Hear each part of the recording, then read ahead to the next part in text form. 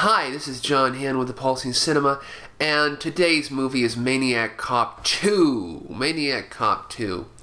I never really watched the original Maniac Cop very much. I often find myself just gravitating to Maniac Cop 2 because I feel it's the better of the two. It actually is a movie. It's one of those films where the sequel is way better. Yeah, it's one of those film series. Maniac Cop 1 is just okay. I mean, it's about the Maniac Cop series is about this cop who was wrongly accused of a crime, and because he was exposing police corruption. He's kind of like a modern Serpico. They get him into prison, into Sing Sing, and they execute him. They kill him. You know, they kill him off, or they think they kill him, because actually he comes back, and he wasn't really killed.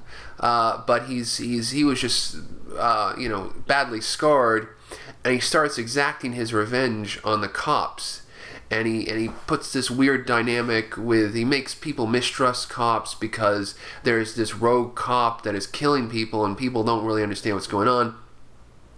So at the end of Maniac Cop 1, Bruce Campbell manages to, we think, kill this super cop that he's become. But he doesn't, because he comes back at the beginning of Maniac Cop 2, kills Bruce Campbell, kills his female love interest, co-cop, Maniac Cop killer. So Maniac Cop is back right now, and he's finishing the job he began in Part 1. He is exacting his brutal revenge on the people that wronged him and sent him to prison, right? That's how it goes. In Maniac Cop 1, he was kind of like a normal person, but Maniac Cop Part 6, or Maniac Cop 2, is almost like Friday the 13th 6. That was what I was going to say. In that Maniac Cop, by this point, has kind of gone full-fledged zombie. And the zombie makeup, he's now a zombie cop, is super cool. This film is like a horror film, but it's also like an action film. And the action sequences in this film are incredible. The action sequences are like, I get the feeling that Bill Lustig had the background in action. He knew these New York guys who did these action sequences. He could get them to do crazy shit. And I have a feeling if this film was like an $80 million film, that the stunts in this film could not be better.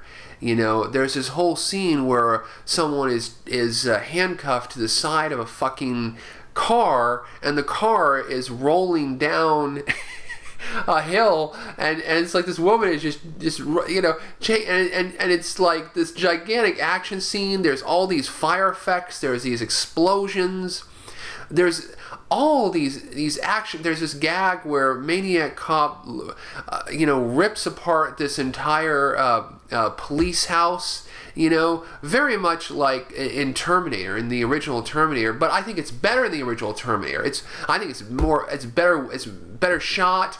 In Terminator, was a lot of it was in smoke and very, shrouded in smoke and sound effects, and a lot of it, it's really not as big as it really is. This film, you see people just, being thrown through walls and all that. I mean, it's incredible. For a low-budget movie, this film it has, in some areas, like A-quality production values as far as the stunts and the special effects.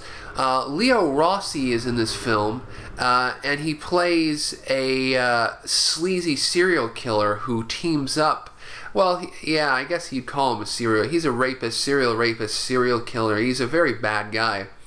And he teams up with Maniac Cop.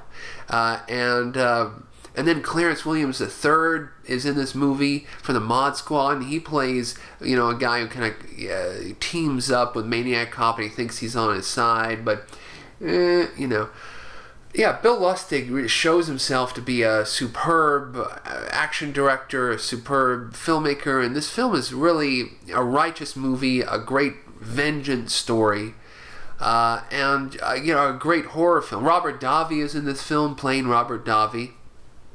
And he has this little smooth thing, and the ending is the signature horror movie ending where we're always kind of, there's going to be a sequel. Part 3 became a mess and was so there's some good elements about Part 3, but there's a lot of bad elements in it. It just gets a little bit hokey. But definitely, Maniac Cop 2 and 3 released by Bill Lustig's Blue Underground company on Blu-ray recently, well, a few years ago.